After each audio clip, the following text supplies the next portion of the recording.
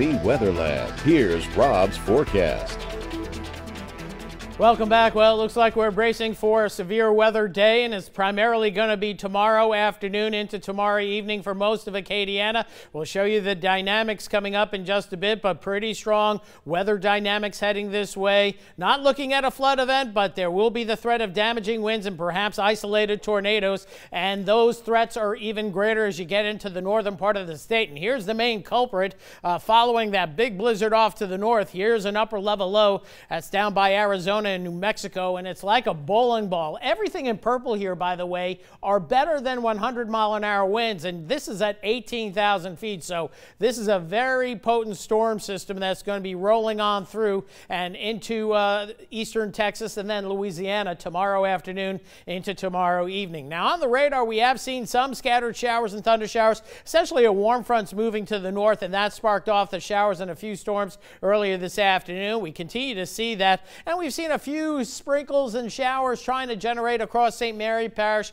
and we might see more shower activity overnight tonight. So let's get into it. Locally, I think it's quiet most of the night, but as we look at the predictive radar model, also known as the high resolution rapid refresh model, this is the extended version. I've been really loving this model to show the details. It's the highest resolution model we have, and it also has been the most accurate of late. So as we get to midnight tonight, might see a few showers popping up. They're going to be well below severe levels across portions of the coastal parishes, perhaps even Lafayette, but those showers move off to the north and east. Then back to the west, we're starting to see convection building across Texas, maybe a couple of strong storms moving in eastern Texas into the northwestern part of the state. This is pre-dawn hours. Most of Acadiana stays nice and quiet for the bulk of the evening through much of the morning tomorrow. In fact, it looks pretty quiet at least through midday, but we're going to see strong southerly winds. Notice the wind forecast here. Gusts up to 35 or 38, maybe over 40 in the afternoon. In fact, those winds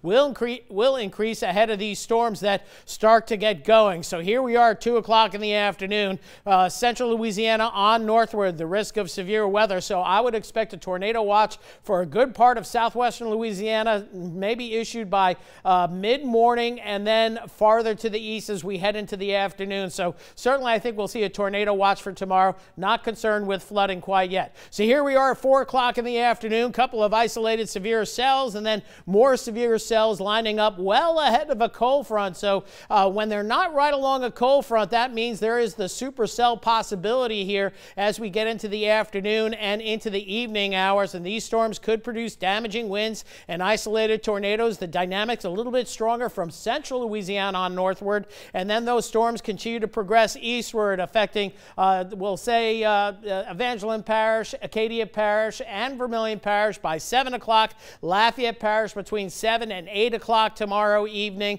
as we advance the timeline. And again, strong storms, not a solid line, but these storms are going to be meaning some business for sure. And then the activity begins to move into Mississippi as at this hour, still the risk of storms, but then things moving along quickly, and by midnight tomorrow night, eastern Louisiana seeing the effects of those strong storms, and by 2 a.m. the storms clear the state. So here's the big picture if you want to look at where the lows and the highs are. Here's that warm front moving to the north. There's that low, trailing showers and storms. And I think we see much more activity than the RPM model Futurecast is showing you here, but roughly the same time for storms through Acadiana between 6 and about 9 o'clock tomorrow night. And then the front will follow, and much cooler air coming in as we head into Sunday. We're going to be looking at a nice cool down, a mixture of mostly clouds, some sun, breezy and cool, with temperatures getting into the mid-60s for Sunday afternoon. Now let's get into the weeds here and talk about some of the severe weather dynamics. This is plotting wind